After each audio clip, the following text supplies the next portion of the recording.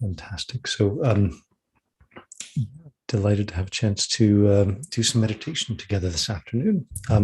So, I wanted to meditate a little bit on the topic of solitude and what that means. The power of solitude. It's got obvious and less obvious meanings. In terms of, for example, how we're influenced by our social circle and how much opportunity we give ourselves to compose our mental state and restore our peace, and then from that standpoint, from that vantage point of, or from that strong foundation of restoring our own inner peace, then our opportunity to re-engage with others from a position of greater peace. So, solitude. Meditation is a famously solitary activity because we typically close our eyes and stop speaking, and so we stop all of the sort of normal engagement, social engagement that we do with others, and so it's almost by definition feels like a solitary activity, even if it's only brief. And then if people do a retreat of some kind, even a few hours or day or week, month, something, solitude is emphasized even more deeply. So I'll talk a little bit more about that later. But why don't we start with a bit of short-term solitude as we retreat back into the peace of our own mind. We can find a comfortable position and take a deep breath in and out.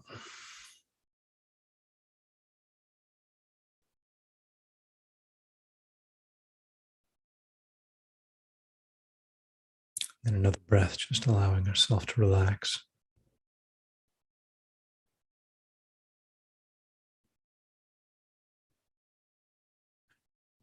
And another breath, just asking ourselves what is important right now.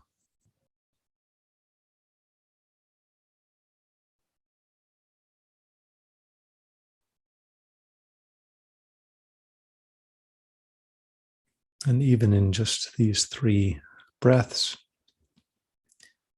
disengaging momentarily from our external world, recalibrating our priorities, our attention, we can already feel the benefits of solitude.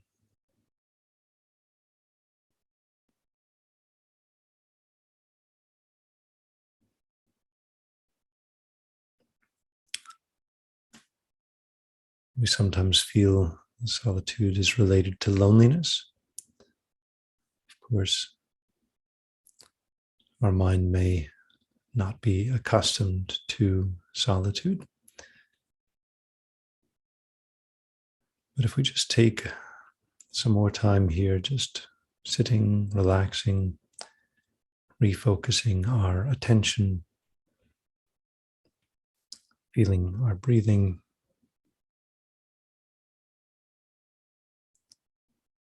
we may surprise ourselves by how wonderful this experience can be.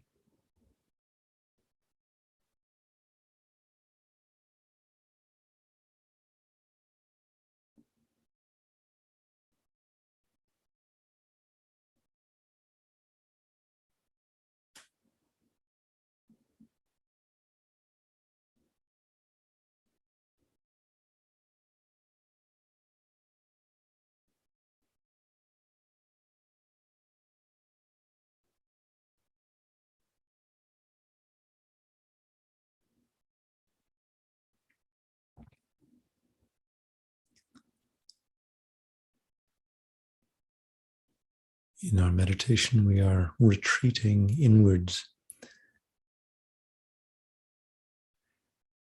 not engaging so much with our sight or sound, smell, taste, but feeling our body. What is that sensation of sitting?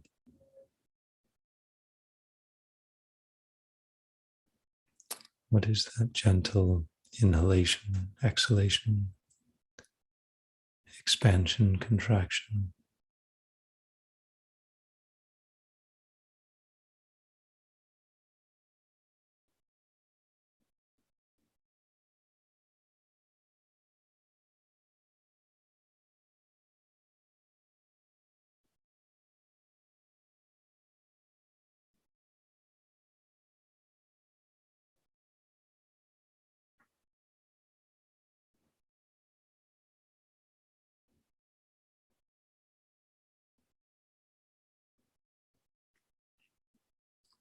We literally become more comfortable in our own skin.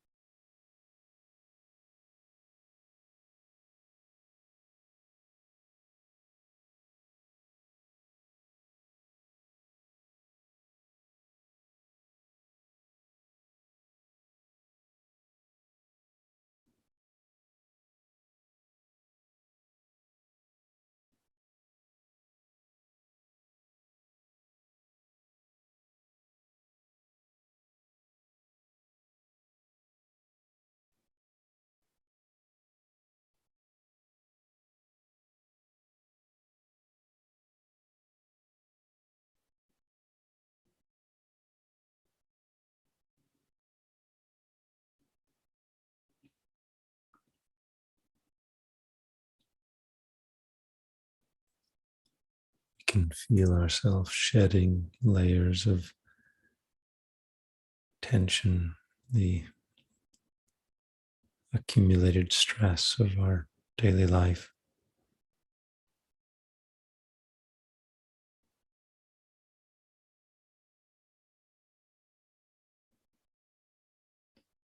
And these tensions are physical, but more importantly, these physical tensions are psychological tensions also. Our mind and body aren't really so separate. If we become afraid, our body tenses up. If we become offended, our body feels a sense of indignation or repulsion. We use our body to think.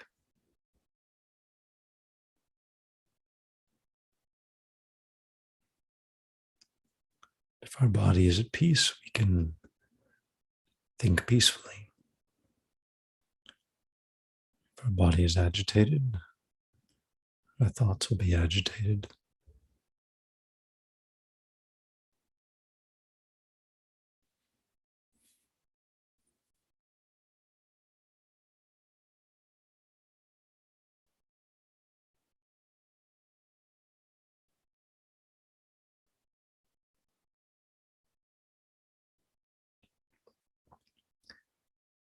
We think that our mind and body are separate, but that does not match our observations.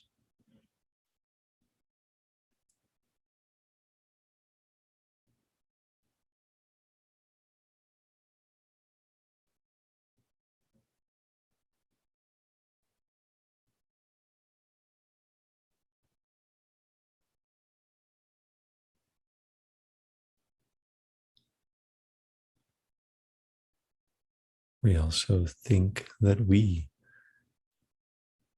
are something different from our body and mind. We are the one who has a body, who thinks. But even this is just a name.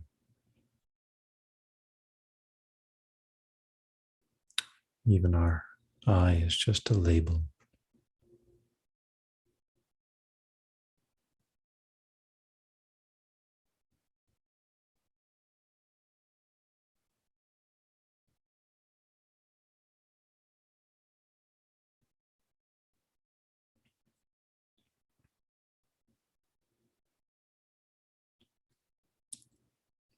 So, with this feeling of peace,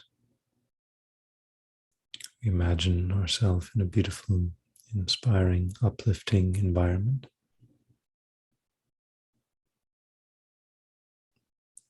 And we bring to mind all those in our social circle,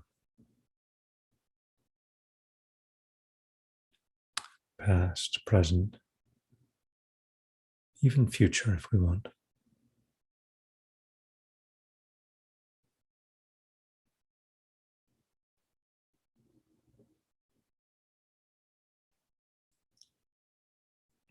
But instead of allowing our memory of these people to bring tension, we instead imagine them all happy, peaceful, smiling, virtuous, and delighted to be engaging in meditation along with us.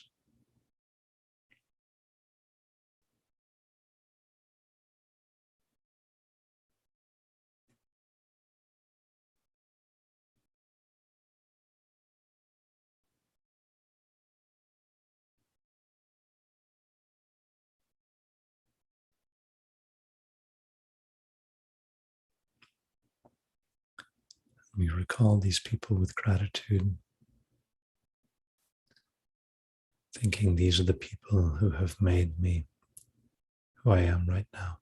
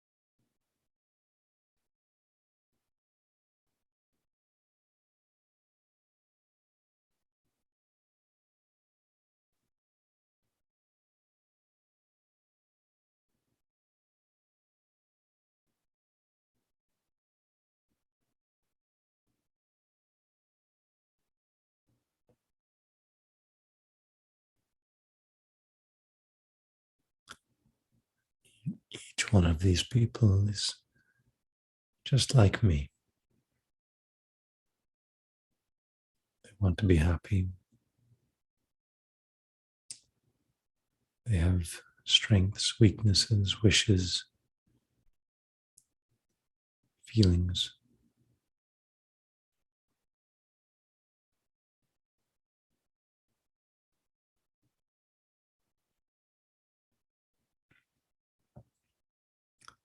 We are connected in more ways than we could possibly imagine.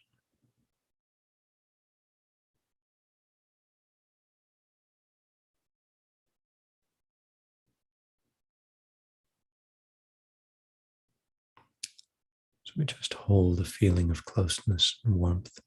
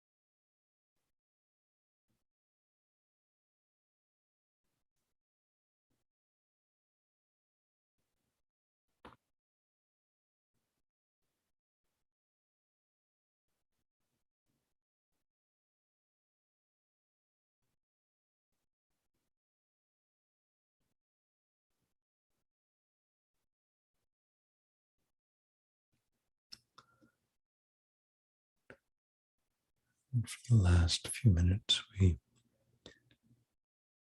just hold this wish to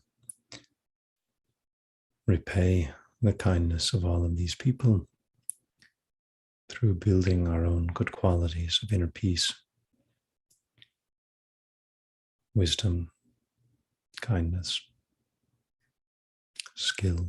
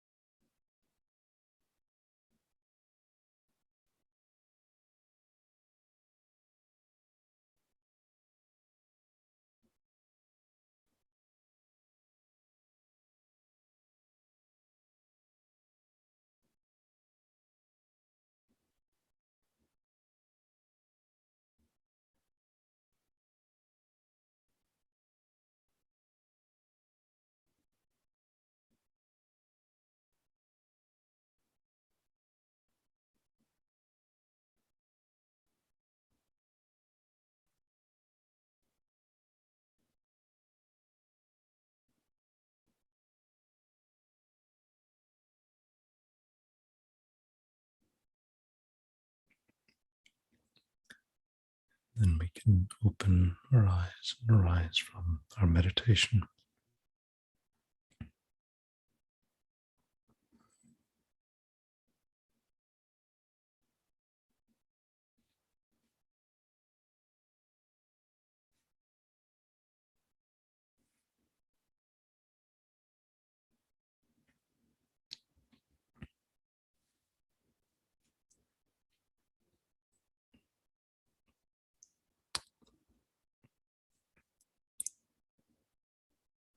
So hopefully this meditation gives you some sense for solitude as a preparatory practice for building a warm heart and building our capacity to help and benefit others. Solitude on many scales, right? Brief, momentary meditation, temporary daily break to regroup and regain our mental peace, longer periods of retreat. All of these are situations where we are detaching from our external engagements, to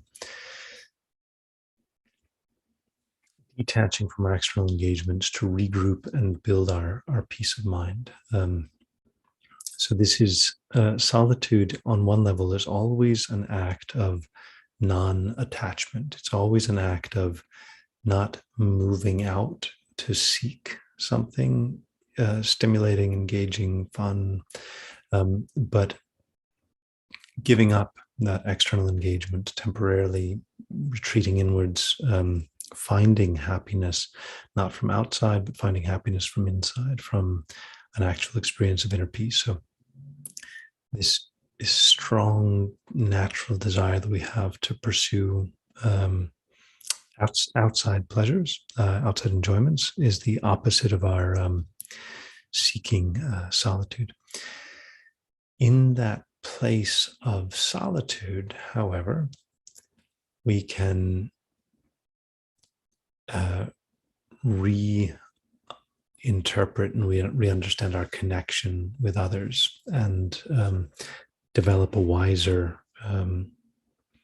connection with others that opens our good heart, and so generates a kind of so the first movement of solitude is a movement of non-attachment. This movement of meditating on connection, gratitude, loving kindness towards others. This is a movement of non-hatred. So non-attachment, drawing inwards, non-hatred, and engaging with others on a deeper level. When our eyes are open, when we're engaging externally with others, there's a sense of distance between ourselves and others. They're there, we're here. This natural sense of a gap. Where there's a sense of gap, there's a sense of difference and distance, that those people are outside, we're here inside. And where there is that, if you want, you could understand that as a duality, where there is that gap between self and others, there's fear, right? And where there's fear, there's kind of a defensiveness or a wish to extract, as opposed to a feeling of deep connection, realizing that when we close our eyes, we're all the same. Like we can't really tell that anyway, on lots of levels, we're basically all the same. If nobody had told you who you were when you were born, you'd think you were someone else. That really we're just a bunch of feelings and wishes and actions and understandings that we give it a name, and then we think, oh yeah, I'm totally different from everybody else. But there's a profound sense of connection, non-hatred, that we can build, and as well in solitude we can build a non-ignorance, a deep wisdom, understanding the real relationship between self and others, the real meaning of ourself, our opportunities to bring benefit to others. So we should, understanding this, we should appreciate the power and the benefit of solitude as a gateway to deeper connection and increasing our capacity to help. So why don't we take just 30 seconds or so to just reflect and think. In this brief time tonight, we have deepened these mental pathways, wisdom, understanding how to transform our own mind. And these are pathways that are not our own in isolation. These are pathways that everyone needs to walk. Everyone needs to understand the power of solitude, the power of non-hatred, the power of non-ignorance. And through our treading these inner paths, may everyone have an opportunity to tread these inner paths.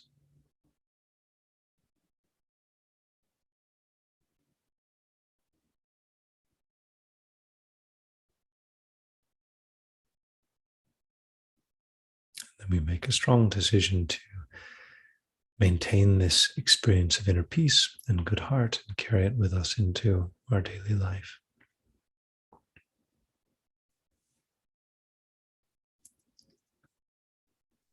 Then we can arrive